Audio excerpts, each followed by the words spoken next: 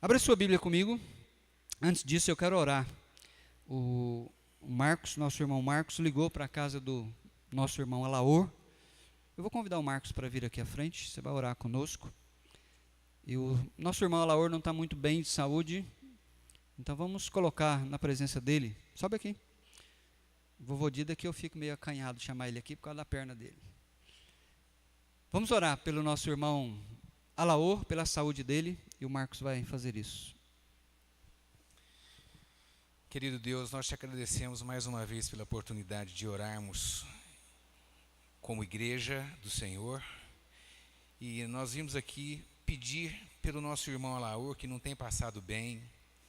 O Senhor conhece as limitações dele e ele tem aquelas dificuldades, mas é um homem firme na fé, que sempre tem procurado o Senhor e tem sido uma bênção na nossa vida como irmão. Então nós pedimos em nome de Jesus que o Senhor fortaleça esse irmão de acordo com a sua vontade e com o merecimento dele, porque só o Senhor sabe o que cada um de nós precisamos. Por isso te oramos e pedimos em nome de Jesus. Amém. Obrigado, Marcos. Abra sua Bíblia comigo. Efésios. Estudamos semana passada os versículos que antecedem esse texto que nós vamos ler hoje. Semana passada falamos sobre o poder do Evangelho, um poder que transforma vidas, o poder que transforma inimigos em irmãos. Lembra de judeus e gentios? Você foi alcançado com esse poder. Você não está aqui de uma forma natural, é porque o Espírito Santo de Deus tem trabalhado na sua vida. Ele transformou o nosso modo de pensar, nosso modo de sentir, de agir. E Paulo, então, ele vai continuar o seu ensino deste poderoso Evangelho. E agora ele vai nos orientar acerca da vida nova que nós recebemos em Jesus. E ele vai dizer o seguinte: Tiago, você não pode mais viver como você vivia antigamente, não, negão. A coisa mudou. Entenderam a ideia? Seu divino, daqui para frente, não é Roberto Carlos não, mas tudo vai ser diferente. É uma nova vida. Você não pode viver como crente, agindo como um incrédulo. E é isso que ele vai falar para nós. Olha comigo, a partir do versículo 17, o apóstolo Paulo ensina, em primeiro momento, a igreja lá dos Efésios, e também para nós. Ele diz: assim eu lhes digo e no Senhor insisto, testifico, que não vivam mais como os gentios, que vivem na inutilidade dos seus pensamentos. Eles estão obscurecidos no entendimento e separados da vida de Deus por causa da ignorância em que estão, devido ao endurecimento do seu coração. Tendo perdido toda a sensibilidade, eles se entregaram à depravação, cometendo com avidez toda espécie de impureza. Todavia, não foi isso que vocês aprenderam de Cristo. De fato, vocês ouviram falar dele e nele foram ensinados, de acordo com a verdade que está em Jesus. Quanto à antiga maneira de viver, vocês foram ensinados a despir-se do velho homem que se corrompe por desejos enganosos, a serem renovados no modo de pensar e a revestir-se do novo homem, criado para ser semelhante a Deus em justiça e em santidade provenientes da verdade. Portanto, cada um de vocês deve abandonar a mentira e falar a verdade ao seu próximo, pois todos somos membros de um mesmo corpo. Quando vocês ficarem bravos, irados, não pequem, apaziguem a sua ira antes que o sol se ponha, e não deem lugar ao diabo. O que furtava, não furte mais, antes trabalhe, fazendo algo de útil com as mãos, para que tenha o que repartir com quem estiver em necessidade. Nenhuma palavra torpe saia da boca de vocês, mas apenas a palavra que for útil para edificar os outros, conforme a necessidade, para que conceda graça aos que a ouvem. Não entristeçam o Espírito Santo de Deus, com o qual vocês foram selados para o dia da redenção. Livrem-se de toda amargura, indignação, ira, gritaria e calúnia, bem como de toda maldade. Sejam bondosos e compassivos uns para com os outros, perdoando-se mutuamente, assim como Deus os perdoou em Cristo. Amém? Vocês já ouviram falar do Winston Churchill? Ele foi um grande estadista britânico. Ele, de fato, ele foi uma peça fundamental junto com os Estados Unidos para impedir que a Alemanha cumprisse aquele propósito do Hitler de dominar o mundo e destruir judeus e outras pessoas que eles consideraram inferiores. Mas ele tem uma fala muito interessante. Ele diz assim, olha, melhorar é mudar. E quem quer ser perfeito tem que ter coragem para mudar frequentemente. Mudar é melhorar. Ser perfeito, ser maduro, é ter coragem para mudar continuamente. A questão é que cada um de nós está no seu quadrado. E quando nós pensamos em mudança, isso reflete esforço. A gente sai da nossa zona de conforto. Então a gente às vezes prefere continuar do jeito que está. Mas ele diz assim, olha, a atitude é uma pequena coisa que faz uma grande diferença. Nós precisamos ter atitude se queremos mudar. A gente tem que sair do nosso conforto. A gente tem que sair do nosso comodismo para almejar coisas grandiosas. Eu tenho ouvido de muitos artistas. Parece que agora é moda se tornar crente. Gospel não é crente. A moda agora é se identificar como gospel. E eu tenho ouvido de muitos artistas que agora eles se tornaram crentes e estão frequentando alguma igreja, algum ministério. Mas a questão é que você às vezes olha para a vida dessas pessoas e você não vê diferença. Eles continuam vivendo o mesmo estilo de vida de antes de dizerem que são cristãos. A verdade é que alguns estão até assumindo publicamente que são homossexuais, fizeram uma opção melhor. Eles saíram da repressão e agora eles estão vivendo uma liberdade. Meus queridos, esse texto que nós acabamos de ler, que Deus tem nos colocado aqui à nossa frente, ele, como eu falei, num primeiro momento ele foi escrito para uma igreja na Ásia, para os Efésios, uma igreja que Paulo plantou. A cidade de Éfeso era uma cidade muito pornográfica, muito imoral. Havia um culto a uma deusa chamada Diana dos Efésios. Havia muita promiscuidade na cidade. E muitos efésios que se convertiam, vinham para a igreja, queriam continuar vivendo da mesma maneira. Então, por isso Paulo vai dizer para eles e para nós nessa noite, não, vocês não entenderam a coisa. Crente precisa viver diferente. Não tem essa história de, mas todo mundo faz. Crente precisa viver diferente. Isso foi com Israel no Antigo Testamento. Deus chamou a nação de Israel para ser diferente, para que ela pudesse abençoar outras nações, pregando a mensagem de que há um Deus vivo e verdadeiro, no meio daquele mundo idólatra da época. Sabe o que aconteceu? Israel rejeitou ser diferente. Ele quis ser igual a todas as outras nações. Perdeu a sua função. Porque ser igual a todo mundo, você não tem uma mensagem para pregar. Então hoje à noite eu quero que você guarde na sua mente esta ideia. Crente precisa viver. Se eu sou crente, então, eu preciso viver diferente. Essa é a minha tese, é o meu ensino hoje à noite. O cristão deve rejeitar o velho estilo de vida da incredulidade. Você precisa rejeitar isso. Aquele estilo de vida que você tinha antes, não pode ser mais o seu estilo de vida. Você precisa rejeitar isso. Você precisa rejeitar esse estilo de vida de incredulidade para viver a vida nova que você ganhou em Cristo Jesus. Porque crente, sua vida precisa ser diferente. E esse texto nos vai dar algumas orientações. A primeira delas é uma ordem. Tem uma ordem para você nesse texto viver uma vida diferente. Tem uma ordem nesse texto para você dar a Deus. Todo mundo vira para lá, para a direita de vocês, e dá adeus para o seu antigo estilo de vida, vamos lá, todo mundo dando adeus, não te pertence mais. É isso, você precisa entender isso.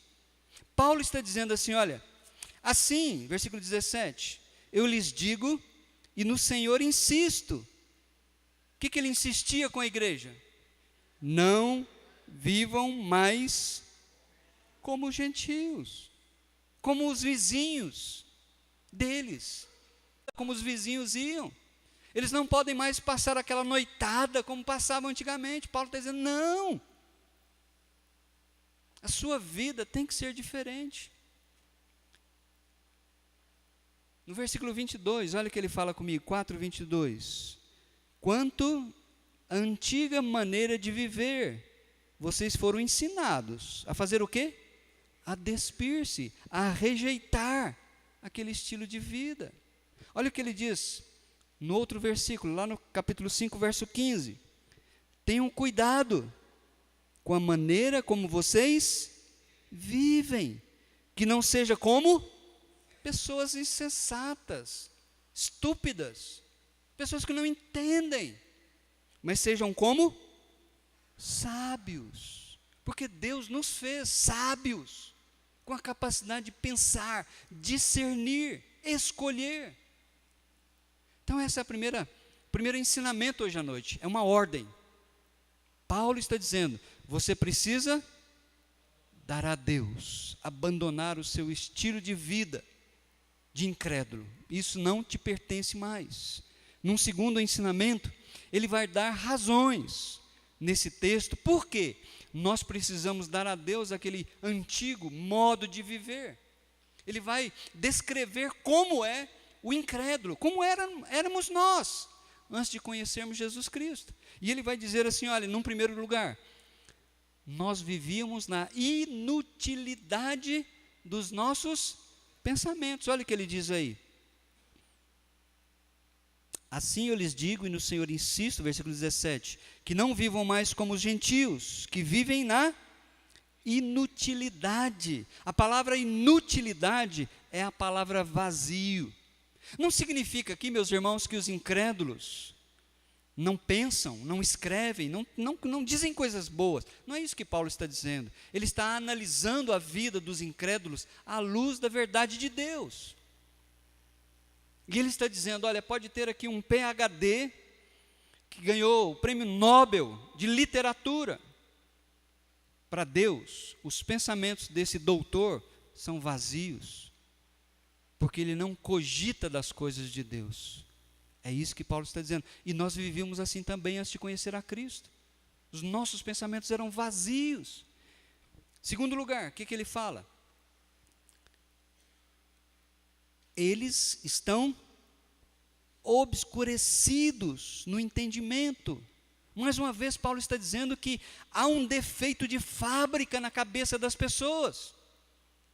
Todos nós que descendemos de Adão, já nascemos com esse defeito, por causa do pecado. Nossa mente não pensa corretamente. A gente não se interessa pelas coisas de Deus. A ideia da palavra obscurecidos é escuridão. O homem sem Deus, ele vive nas trevas. Por mais que ele tenha grandes pensamentos para esse mundo, por mais que ele seja aplaudido, ele nunca vai conhecer os caminhos de Deus. E nós vivíamos assim também. Em terceiro lugar, Paulo diz assim, eles estão obscurecidos no entendimento e separados da vida de Deus por causa da ignorância em que estão. Provérbios capítulo 1, verso 7 diz assim, olha, o temor do Senhor é o princípio da sabedoria. Por isso você pode colocar aqui do seu lado direito, aqui do meu lado esquerdo, o João, o seu Alcides, o Euritos, pessoas simples. E você coloca aqui doutores que já ganharam prêmio Nobel. Deus, Ele não tem prazer nessas pessoas, no que elas escreveram, no que elas dizem. Por mais que o mundo vá atrás dos seus livros, Deus tem prazer em pessoas humildes. Eu gostei dessa semana que eu estava lendo Lucas, e Jesus faz uma oração, dizendo assim, Pai, eu te dou graças, porque o Senhor ocultou essas coisas dos sábios desse mundo, e revelou às pessoas simples, ao seu Alcides, ao Marcos, ao Tiago, ao João, a Maria. É bom demais um trem desse. Deus é maravilhoso conosco. Porque essas pessoas, por mais bambambam que elas acham que são, elas estão afastadas, separadas de Deus por causa da ignorância delas, porque não aceitam o Evangelho. Agora, Paulo diz o seguinte: essa ignorância em que eles estão deve-se ao quê? Endurecimento do seu coração. A palavra endurecimento que ele usa, porós, é uma palavra grega que descreve uma pedra que era mais rígida do que o mármore. E eu fiquei pensando em Faraó. Vocês lembram de Faraó? Moisés realizava milagres diante dele. E ele não acreditava. Ele mandava os magos fazerem a mesma coisa. Depois vinham aquelas pragas, que aquilo ali, até os secretários dele, do Faraó, diziam assim para ele: Senhor, o senhor tem que entender que isso aí é o dedo de Deus, não tem como. Mas o coração dele, endurecido, não quis se quebrar diante de Deus, não quis se humilhar, gentil, incrédulo. Nós éramos assim, graças a Deus, porque Ele de uma forma misericordiosa transformou o nosso coração. E finalmente Paulo diz assim, versículo 19, eles perderam, ou tendo perdido, toda a sensibilidade. A sensibilidade que ele diz que o incrédulo perdeu é a capacidade de discernir o certo do errado à luz da palavra de Deus. 1 Coríntios 2,14 fala isso. O homem natural não aceita as coisas que vêm de Deus. Por quê? É loucura. Eles são insensíveis. Por mais que você pregue, por mais que você fale do Evangelho, eles acham que isso é uma besteira. Eu já tenho ensinado para esta igreja, você é livre para escolher o caminho que você quer. Mas Deus não vai mudar o seu destino. Você vai colher aquilo que você está plantando. E é isso que Paulo está dizendo. A consequência desse estilo de vida pagão, gentil, ele fala lá no finalzinho do versículo 19, eles, por causa de tudo isso, dessa mente fútil, vazia, por causa desses pensamentos obscurecidos, por causa dessa ignorância e dureza de coração, eles, por causa dessa insensibilidade, entregaram-se à depravação, cometendo com avidez toda espécie de impureza. A palavra impureza não se descreve apenas uma impureza sexual, é uma pureza moral. Avidez dá aquela ideia de que quanto mais a pessoa faz o pecado, mais ela quer. Nós temos sido advertidos no presente momento por esses políticos que estão sendo presos com quantidades enormes de dinheiro. Hoje eu vi no Zap que aqui em Uberlândia também a casa está caindo para muitos bambambãs. E o que eu acho interessante, meu querido, é que quem é que está roubando esse dinheiro da nação não são pessoas pobres, são pessoas ricas. Mas é isso que o texto está dizendo. Essas pessoas são ávidas por cometerem o erro. E vão cometendo e eles não têm consciência de que aquilo está errado. Para eles, vocês são os trouxas. Eles que estão se dando bem. Mas há um terceiro ensinamento maravilhoso. O motivo por que você deve viver uma vida nova. O apóstolo vai ensinar para a igreja de Éfeso e para nós por que você tem que dar tchau para o seu antigo estilo de vida. Lá no versículo 20 e 21, ele vai dizer para nós o seguinte, preste muita atenção, há um contraste. Ele diz assim, todavia, talvez na sua versão está escrito, mas, é uma adversativa. Significa o seguinte, João, você vivia assim, mas agora não pode viver assim não. Alguma coisa aconteceu na sua vida, algo maravilhoso. Algo aconteceu com os crentes de Éfeso, algo aconteceu conosco, que a gente não pode mais continuar do jeito que a gente estava. Paulo diz assim, todavia, não foi isso que vocês aprenderam de Cristo. O ensinamento apostólico, lá na igreja de Éfeso, através do apóstolo Paulo, era como se fosse o próprio Cristo que estava ensinando para aqueles irmãos. Por isso, hoje à noite, quando eu sempre cito Paulo, na verdade, quando eu estou citando Paulo, eu estou citando o próprio Senhor Jesus. Porque aquilo que Paulo deixou registrado é palavra de Deus, é Deus falando conosco. Então não foi isso que você aprendeu. Você não tem aprendido a viver aquele estilo de vida, mas você tem aprendido a viver um outro estilo de vida. Olha o que ele diz no versículo 21, de fato, vocês, o que aconteceu? Vocês ouviram falar dele, de Jesus, e nele foram ensinados de acordo com a verdade que está em Jesus. Aí está o grande segredo. Nós temos aprendido uma verdade que está em Jesus. É isso que faz a grande diferença no meu, no seu, no nosso coração. É por isso que a gente não pode se adequar, é por isso que a gente não pode querer mais viver aquela vida que vivíamos antes de conhecer a Cristo. Porque esta verdade iluminou a nossa mente, a ficha caiu. E agora a gente entende que se alguém está em Cristo é nova criatura, é uma criação nova. As coisas antigas passaram e nós vivemos uma nova vida. Então esse é o motivo. Você está em Jesus. Você pertence a Jesus Cristo. Ele comprou você com um preço muito alto, o sangue que foi derramado na cruz. Nós cantamos muitos hinos hoje à noite que falam dessa verdade. Aquilo que nós éramos e aquilo que nós somos. Quarta verdade nesse texto. Você pode perguntar assim, mas como que acontece isso? Eu era, agora eu sou, mas olha, eu luto com pensamentos, eu luto com atitudes, é verdade. A santificação é um processo. E Deus vai trabalhar na nossa vida nesse processo, passo a passo, para que a gente deixe as coisas erradas e viva as coisas que agradam a Deus. Olha comigo na palavra de Deus, no versículo 22 a 24. Ele vai usar uma figura, uma metáfora muito interessante. Ele vai usar a metáfora de tirar a roupa e vestir uma outra roupa. Deixa eu ler com vocês aqui, 22 a 24. Quanto à antiga maneira de viver, vocês foram ensinados a despir-se do velho homem que se corrompe por desejos enganosos, a serem renovados no modo de pensar e a revestir-se do novo homem, criado em justiça, em santidade, provenientes da verdade. Então, primeiramente ele diz assim, olha, Deidiane, quanto à sua antiga maneira de viver, você foi ensinada e tem sido ensinada que é um processo. Você precisa despir-se do velho homem. A ideia é de tirar a roupa suja. Vamos pegar a camisa do Flamengo aqui, né? A ideia é essa, é tirar a camisa do Flamengo. Não é uma boa torcida. Tira essa camisa. Ela não é uma coisa boa para você. Brincadeira. Mas o que ele está ensinando é isso.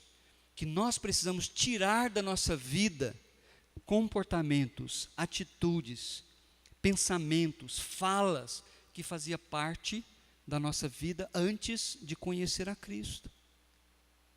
É como quando você chega em casa no final do dia de trabalho, você está suado, sua camisa às vezes está manchada de suor, ou dependendo do seu tipo de trabalho, ela está suja.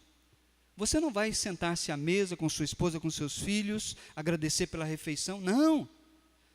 Eu tenho certeza, se você é como eu, você chega doido para querer tomar um banho e lançar fora aquela camisa suada, suja. Essa é a figura que ele quer que nós entendamos. Isso é um processo diário. Às vezes a gente faz coisas erradas, a gente fala, mas não devia ter feito isso. Arrependimento é o reconhecimento do que nós fizemos errado. E a gente então tira a roupa suja e num segundo momento ele diz, quanto ao novo modo de viver, você tem que vestir uma roupa limpa. Isso é santificação. E é interessante que essa santificação começa na mente. Olha o que ele diz, lá no versículo 23. A serem renovados no modo de pensar. Lembra do filho pródigo? Ele deu tchau para o pai, falou, pai, não quero saber mais dessa vida aqui na fazenda, eu quero ir para a cidade grande, eu quero curtir a vida, eu quero a minha liberdade, pai. me dá minha herança aí, porque eu quero viver a vida é curta. E ele foi. Ele viveu realmente a vida, a liberdade. Ele foi livre para essa escolha. Mas onde que ele terminou? No chiqueiro, comendo lavagem com porcos. Foi ali no chiqueiro que a mente dele começou a pensar. E ele falou assim, puxa vida, lá na fazenda do meu pai os empregados são tratados a pão de ló. E eu aqui, comendo lavagem, eu vou voltar para a casa do meu pai e vou pedir perdão para ele. É isso que tem que acontecer conosco. Diariamente na nossa vida, quando falhamos, seja com palavras, seja com atitudes, seja com pensamentos, tem que haver arrependimento. Dizer, Deus, esse pensamento, essa fala, essa atitude não é de crente, é de incrédulo. Me ajuda a ficar livre disso. E o Espírito Santo vai nos dar poder para nos livrar dessas coisas erradas. Então, existe um processo para essa transformação na vida do cristão. Tirando a roupa suja, vestindo a roupa limpa. E aí então ele diz, revestir-se do novo homem, criado para ser semelhante a Deus, em justiça e santidade. Deus quer fazer de você cada vez mais, cada dia, uma pessoa justa, na maneira como você trata os outros, na maneira como você faz negócio. Ele quer ver você cada dia mais e mais santo, parecido com Ele. Olha no capítulo 5. O que ele diz aí? Portanto, sejam imitadores de Deus como filhos amados. Você é um filho amado de Deus. E você precisa da graça desse Deus maravilhoso para dar a Deus ao velho estilo de vida pecaminoso e viver uma vida nova para a glória de Deus. Aí agora ele vai aplicar tudo isso que ele falou de uma maneira bem simples, para que os efésios pudessem entender o que é essa tirar a roupa suja e colocar a roupa limpa. Então, esta vida nova requer um novo modo de viver. A gente não pode cantar que nós somos um povo livre. A gente gosta de cantar aquela música antiga, há uma nova vida sim aqui dentro de mim. Mas se há uma nova vida, essa vida vai irromper para a gente viver um novo modo de vida. Então preste atenção, algumas atitudes que ele vai destacar, que ele vai elencar, ele não vai esgotar o assunto, mas só para ilustrar para os efésios e para nós, o que é tirar a roupa e vestir a roupa limpa. Versículo 25, ele começa, portanto, significa, ele está concluindo todo o argumento dele. Portanto, por que você tem que dar tchau para o seu estilo de vida antigo? Por que você tem que viver uma nova vida? Por que você tem que tirar a roupa velha, suja, e vestir uma roupa limpa? Ele diz, portanto, em primeiro lugar, cada um de vocês deve abandonar o quê? A mentira. E falar a verdade. Está vendo a roupa suja? Mentira. Você como crente, você não pode mais viver na mentira. Mas é uma mentirinha do gasto. Não pode. Isso às vezes vai ser duro. Você vai ter que lutar contra isso. Mas é um processo que você tem que vencer em nome de Jesus. Tirar a roupa suja, mentira, vestir a roupa nova, a verdade. E ele dá o motivo, a razão. Pois todos somos membros de um mesmo corpo. A mentira do pastor não é só do pastor. A mentira do pastor atinge todo o corpo. A mentira do irmão não é só do irmão, atinge todo o corpo. Somos membros uns dos outros. Por isso Paulo vai mostrar para a igreja de Éfeso e para nós. Irmãos, dê tchau para a mentira. Fale a verdade. Segundo lugar, ele vai dizer assim, olha, lá no 26, quando vocês ficarem irados, não pequem. Ira é um sentimento. Não tem como você impedir de ficar irado. Deixa eu falar baixinho aqui, principalmente nesse trânsito de Uberlândia, não é? Não é difícil. os negros te fecham, passam na sua frente, faz tanta coisa. Esse sentimento é normal. O que você não pode permitir é que esse sentimento de ira se transforme em pecado. É isso que Paulo está dizendo. Quando o cara te fechou, não é mais assim não aperta o botão para baixar o vidro e não xinga não. Ora, oh Deus, cuida desse velho homem, dá-me um novo coração, Senhor. Porque a vontade desse coração aqui é mandar aquele lugar. Isso é verdade, nós somos assim. Mas a gente precisa lutar. Ele diz assim, olha, apaziguem a sua ira antes que o sol se ponha. Ele está dizendo, não permita que problemas, seja de relacionamentos que provocam ira, deixa a coisa acontecer de um dia para o outro.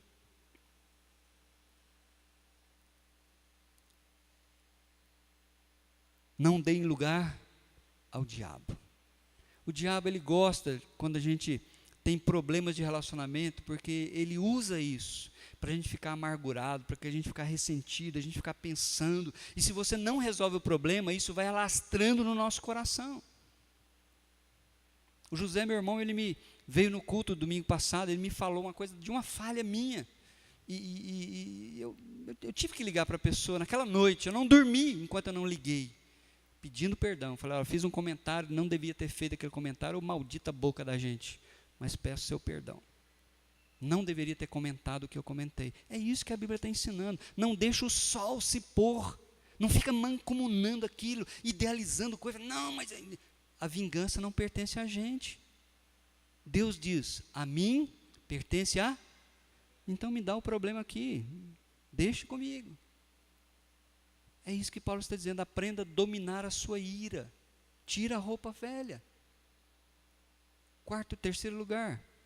Seja honesto, versículo 28, ele diz, o que furtava, não furte mais, antes trabalhe, fazendo algo de útil com as mãos, para que tenha o que repartir com quem estiver em necessidade. A meu ver, Paulo tem uma pessoa em mente, quando ele dá esse ensinamento. Vocês se lembram de a carta de Filemão? Onésimo era empregado de Filemão, era um escravo. E ele roubou de Filemão e fugiu. E foi preso lá em Roma. Lembra disso?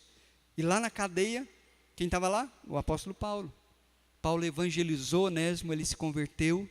A palavra Onésimo significa inútil. Agora Paulo está enviando ele de volta para o seu patrão, Filemão, e dizendo, olha, antes ele te foi inútil, mas agora ele te é útil. Receba-o como irmão amado. Quarto lugar, olha que importante, lá no versículo 29, nenhuma palavra torpe saia da boca de vocês, mas apenas a que for útil para edificar os outros, conforme a necessidade, para que conceda graça aos que a ouvem. Palavra torpe, meus queridos, é uma palavra chula, é palavrão, é palavra maldita. Essa palavra torpe, ela vem lá do cais, do porto. Os peixes que ficavam lá em estado de putrefação e cheiravam mal. E Paulo está dizendo, olha, que a palavra de vocês não cheire mal, seja uma palavra bendita, como ele está dizendo aqui, olha, útil para edificar o outro, conforme a necessidade, transmita graça àqueles que estão ouvindo. Às vezes eu estou no meio de vocês, eu escuto muito palavrão, eu escuto gíria, confesso para vocês que eu falo, puxa Deus, misericórdia, isso não pertence mais a gente, vamos abandonar, vamos tirar a roupa suja, e vamos vestir uma roupa limpa. E ele diz então agora, tenha uma conduta amorosa, lá no versículo 30 ele diz, olha, não entristeçam o Espírito Santo de Deus, com o qual vocês foram selados para o dia da redenção. Como é possível o crente entristecer o Espírito de Deus? Ele explica no 31, livrem-se de toda amargura, indignação, ira, gritaria, calúnia, bem como toda maldade. E é interessante que tudo isso aqui tem a ver com relacionamentos. E igreja é um campo fértil para essas práticas de amargura, porque alguém pisou no meu calo, alguém falou que eu não queria ouvir. Então, Paulo está dizendo, olha, nós amorosa, Quando a gente sentir que pisou na bola, buscar de Deus arrependimento e perdão. E no número 6, olha o que ele diz lá no 32. Sejam bondosos e compassivos uns para com os outros, perdoando-se mutuamente. Olha o padrão, assim como Deus os perdoou em Cristo. Ele quer que nós, como igreja, tenhamos uma convivência amável e perdoadora. Como eu falei, ele não está esgotando os assuntos. Eu quero que você peça a Deus em oração aquilo que Ele pode mostrar para você. Atitudes, pensamentos, ações que você está fazendo, que não é de crente. Você às vezes está vivendo, como eu tenho ouvido muitas pessoas dizerem que são crentes, mas está vivendo como incrédulo. Busca Deus. Coloca na mesa diante dele e fala: Deus, olha, eu não estou tendo força. Me ajuda, muda o meu coração, muda a minha mente. Me dá poder para sair desta vida, desse ciclo de vida que não agrada o Senhor. Meus queridos, o Evangelho do Senhor Jesus, ele tem por objetivo princípio não levar a gente a saber demais. Eu sei mais do que muita gente. Não, esse não é o propósito de Deus. O propósito do Evangelho não é tornar você sábio a ponto de menosprezar os outros. Mas o propósito do Evangelho é tornar você santo como Jesus Cristo. Por isso o apóstolo Paulo pôde dizer: agora já não sou eu quem vive, mas Cristo vive em mim. Por isso ele vai dizer para os crentes da Galácia: se vocês são nascidos de novo, se vocês vivem no Espírito, andem também no Espírito. Ou seja, se vocês dizem que são crentes, vivam como crentes.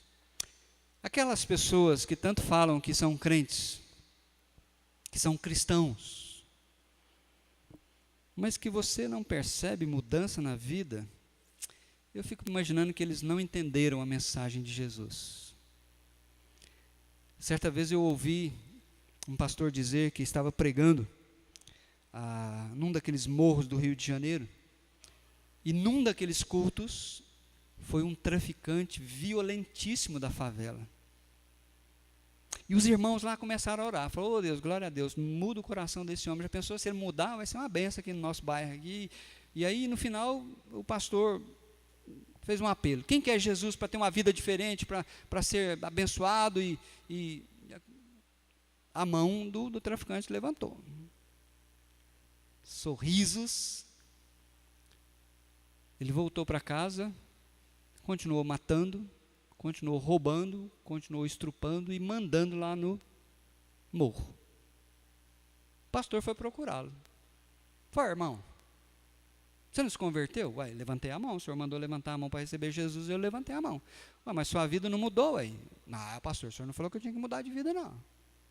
O senhor perguntou quem quer Jesus, eu falei que queria, mas o senhor não falou que eu tenho que mudar de vida, não. Eu acho que muita gente está pensando assim. Ser crente é renunciar a si mesmo. Jesus disse isso: se alguém quer vir após mim, negue-se a si mesmo, tome a sua cruz, siga-me. Hoje à noite nós vimos uma ordem para você como cristão. Você não pode mais viver como os incrédulos. Paulo deu algumas razões. O estilo de vida vazio, fútil, imoral dos incrédulos. Ele te deu um motivo que vale por todos, para você ter uma vida diferente. Você pertence a Jesus Cristo. Você tem aprendido dele. Um novo estilo de vida tem que ser progressivo, passo a passo. Você vai tirando a roupa suja, vai vestindo a roupa nova. É progressivo. Você não pode nunca achar que está bom. Santificação contínua e progressiva. E ele deu algumas orientações básicas de como você tem que fazer. Deixa a mentira, fale a verdade.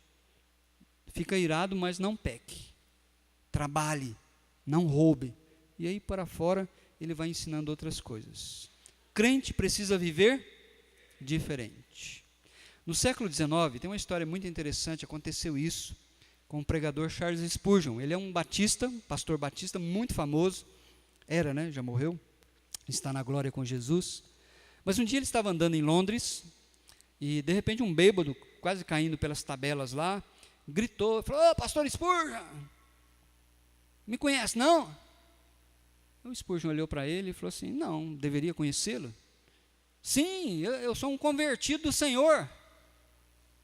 Aí o Spurgeon olhou para ele assim, com muita tristeza e falou assim: "É verdade, você é um convertido do Spurgeon, porque se você o fosse, se você fosse um convertido de Jesus, você não estaria vivendo como um incrédulo."